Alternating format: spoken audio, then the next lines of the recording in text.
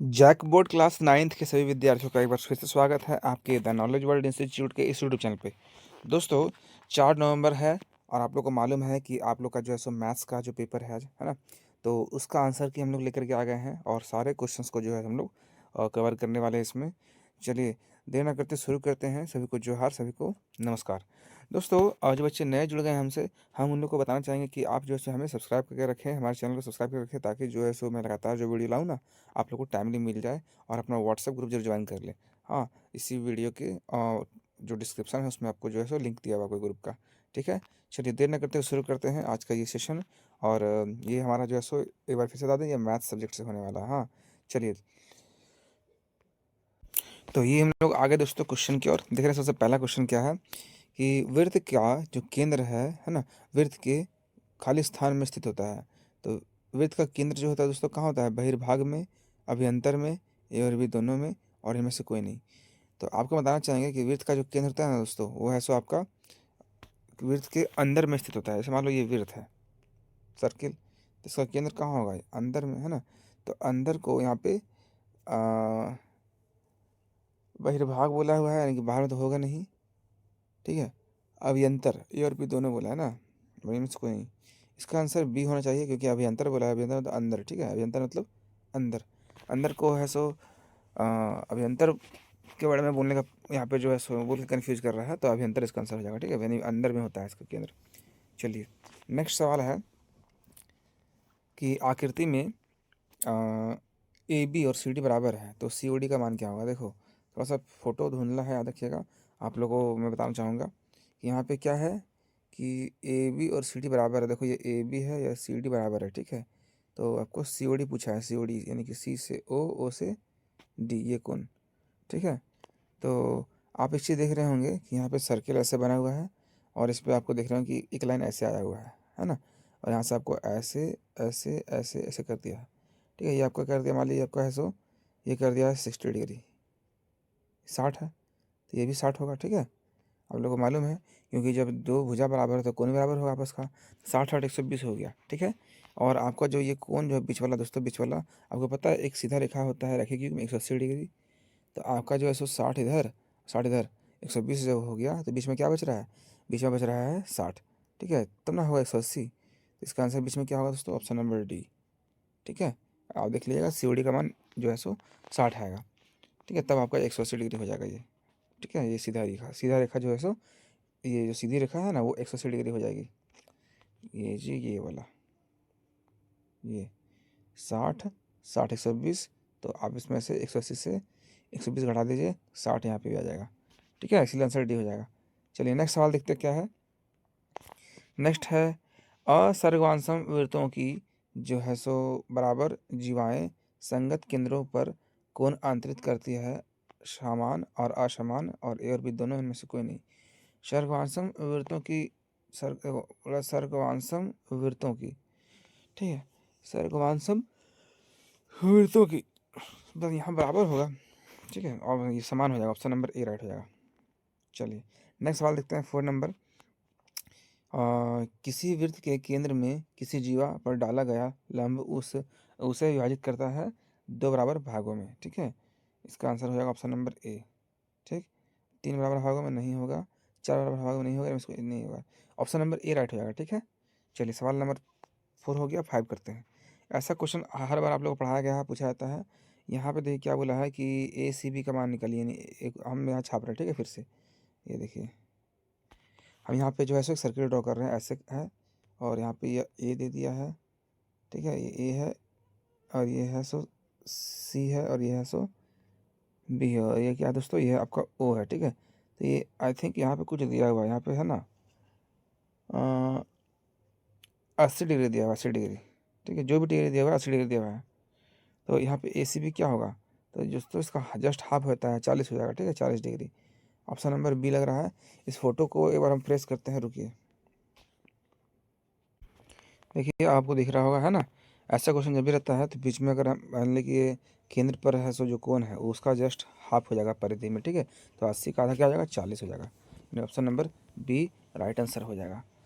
ठीक, चलिए, सवाल नंबर नेक्स्ट देख रहे हैं। सवाल नंबर 5 हो गया। 6 देखते हैं। 6 में बोल रहा है कि एक वृत्त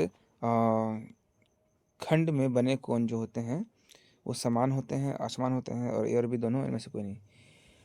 तो एक वृत्त खंड में बने कोण,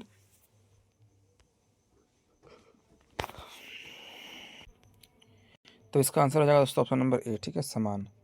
ठीक है, चलिए सवाल नंबर ये 6 था। अब चलते हैं दोस्तों 7 नंबर। देखिए क्या बोला जा रहा है कि आकृति में यदि जो है सो ए बी वृत्त का व्यास है, ठीक है, ए बी वृत्त का व्यास है, तो ए सी बी ज्ञात कीजिए। तो ए सी बी क्या हो जाएगा? तो देखिए ए सी बी, जब ए सी बी ज्ञात कीजिए ना, तो कुछ तो ऐसा दिया नहीं है यहाँ पे। चलिए देखते हैं, इसका आंसर देखते हैं दोस्तों। ये सवाल जो है ना, ये सवाल थोड़ा सा लग रहा है ये कुछ मिस्टेक किया हुआ है, क्योंकि अगर ये आपका जो है सो व्यास दिया हुआ है ए ओ बी, ठीक है, ए ओ बी वृत्त का व्यास दिया हुआ है, तो ए सी बी जो निकलेगा सो कैसे निकलेगा, है ना? तो ऐसा तो कुछ इसमें हिंट भी नहीं दिया हुआ है जिससे हम लोग निकाल सकते हैं, कोई मान नहीं दिया हुआ है। लेकिन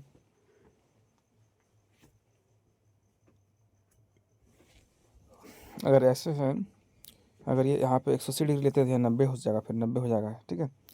देखिए सिंपल समझिएगा, ए बी जो है ना 180 डिग्री है, ठीक है, क्योंकि यह रखी युग में है। तो हमने बताया कि जब केंद्र पर जब आपका जो कोण होगा, जस्ट उसका आधा हो जाएगा कहाँ, यहाँ पे परिधि पर, है ना। तो ए सी बी जो होगा वो 180 का क्या हो जाएगा दोस्तों, हाफ हो जाएगा, है ना। कितना आएगा? 90 डिग्री। तो मेरे अकॉर्डिंग इसका आंसर 90 डिग्री आना चाहिए, ठीक है, 90 degree is the right answer. बाकी आप लोग देख लें, क्योंकि सवाल थोड़ा अजीब लग रहा है। इसका आंसर होगा तो 90 डिग्री। चलिए सवाल नंबर 7 हो गया। सवाल नंबर 8 देखते हैं। 8 में क्या बोल रहा है कि दो वृत्तों के सर्गवांसम होने की शर्त लिखिए। दो वृत्त जो है दोस्तों सर्गवांसम होने की शर्त लिखिए, ये बोल रहा है। ये कब सर्गवांसम होंगे? तो दोस्तों देख रहे हैं कि दो वृत्तों के सर्गवांसम होने की जो शर्त होती है वो होती है ये, उनकी त्रिज्याएं समान हो, ठीक है, यानी R1 बराबर R2 हो, तब ये सर्गवांसम हो जाएगा, कॉन्ग्रेंट हो जाएगा।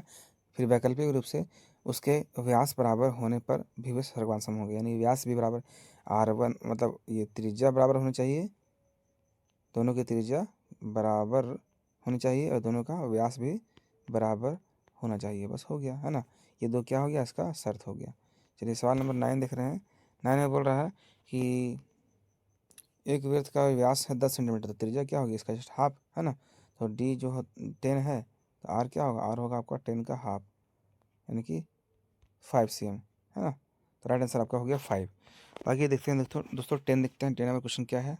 ये सवाल नंबर 10 यहाँ पे दिख रहा होगा आप लोगों को, क्या लिखा हुआ है कि वृत्त की परिधि की परिभाषा जो है सो लिखना है। तो वे किसी वृत्त की परिधि किसी वृत्त की परिधि वह लंबाई है जो वृत्त के गोले के चारों ओर होती है, अर्थात वृत्त के किनारे की कुल जो लंबाई होती है वो क्या होती है, वृत्त की परिधि होती है। इसे हम लोग सी से दर्शाते हैं, और इसका जो सूत्र होता है C is equal to 2πr, है ना, और C is equal to RD भी होता है। ये आप लोग लिख लें। 10 नंबर सवाल है। अब चलते हैं सवाल नंबर 11। देखिए ये वृत्त है ना। ये वृत्त की जो जीवाएँ हैं, जैसे मान लीजिए कि हो गया CD हो गया, एक हो गया AB हो गया, ठीक है। ये केंद्र पर क्या करती है, ये जो बराबर कोणांतरित करती है, इसको प्रूव करना है और सिद्ध करना है AB बराबर CD। सिद्ध करना है क्या दोस्तों, सिद्ध करना है यहाँ पे आपका AB जो है सो CD के बराबर है कि नहीं। चलिए देखिए यहाँ पे आप लोग इसको बेहतर होगा कि लिख लीजिएगा, क्योंकि मुझे बार बार दिक्कत हो रहा है यहाँ पे, ठीक है। लिख लीजिए इसको आप लोग, देख वीडियो रख करके। तो त्रिभुज AOB और COD में AO और OC जो है सो क्या है दोस्तों, वृत्त की त्रिज्याएँ होगी, ठीक है। और आपका जो है सो फिर क्या बोल रहा है, दिया है क्या कि AOB और COD आपस में बराबर है, ठीक है। तो OB और OD क्या हो जाएगा, वृत्त की त्रिज्याएँ है, ये भी हो जाएगी त्रिज्याएँ। तो S से मतलब साइड एंगल साइड से सर्वांसमता नियम से आपका जो है सो AOB और COD क्या हो गया, आपस में बराबर हो गया। जब बराबर हो गया, सर्वांसम त्रिभुज के संगत भुजा क्या होते हैं, और संगत भुजा संगत भाग क्या होते हैं, आपस में बराबर होते हैं सिटी से। तो ये लगा करके आपका जो है सो क्या कर दिया, सर्वांसम कर दिया, है ना, यानी मतलब बराबर कर दिया, AB बराबर CD। इस प्रकार से आप लोग जो है सो दिखा सकते हैं, कोई बड़ा चीज़ नहीं है। इसको आप लोग जो है सो लिख लें, है ना। चलिए देखते हैं अगला क्वेश्चन क्या है। ये देखिए दोस्तों नेक्स्ट सवाल क्या है, 12 नंबर। बता रहा है कि आकृति में जो है सो ABC 69 डिग्री है और ACB 31 डिग्री है, तो BDC निकालें। बहुत ही आसान क्वेश्चन। देखिए आपको निकालने क्या बोला है, BDC, है ना, BCD DCC, BCD DCC, ये वाला कौन BCD, अरे क्या हो गया, बी से डी, डी से सी, ए वाला को निकालने बोला आपको। तो आपको सिंपल से समझना है यहाँ पे क्या हो रहा है। यहाँ पे आप देख पा रहे हैं यहाँ पे कि एक त्रिभुज बन गया यहाँ पे, है ना, एक त्रिभुज बन गया है इस तरह से। अगर हम लोग इसको लेकर चलें ऐसे करके ऐसे, तो ये 69 डिग्री है, ये आपका 31 डिग्री है ना। तो उसका पिक्चर तो क्वेश्चन में दे रखा है, आप लोग देखिए। यहाँ पे लिख रहा है क्या कि त्रिभुज के जो होते हैं कोनों का योग 180 डिग्री होता है। तो एक ही रेखाखंड के कोण जो होते हैं आपस में बराबर होते हैं। तो ए बी सी पर विचार कर रहे हैं तो हम लोग को मिलता है कि एक सभी कोण का योग 180 डिग्री होगा। तो देखिए सब जोड़ दिया है, ए सी बी और बी ए सी और ए सी बी जुड़ दिया है तो 180 डिग्री हो गया। ए बी सी दिया हुआ है 69 डिग्री, और बी ए सी नहीं पता छोड़ दिए, और ए सी बी दिया हुआ है 31 डिग्री। अब जोड़ उड़ के घटा उठा के देखिएगा तो आपका 80 डिग्री आएगा, ठीक है। बी ए सी कितना आ गया, बी ए सी आ गया 180, ये 180 हो गया, 180 से हो गया तो आ जाएगा 80 डिग्री। अब यहाँ पे क्या लिख रहा है, यहाँ लिख रहा है पता है क्या। तो हम जानते हैं कि वृत्त के एक ही खंड पर बने कोण आपस में बराबर होते हैं, ठीक है।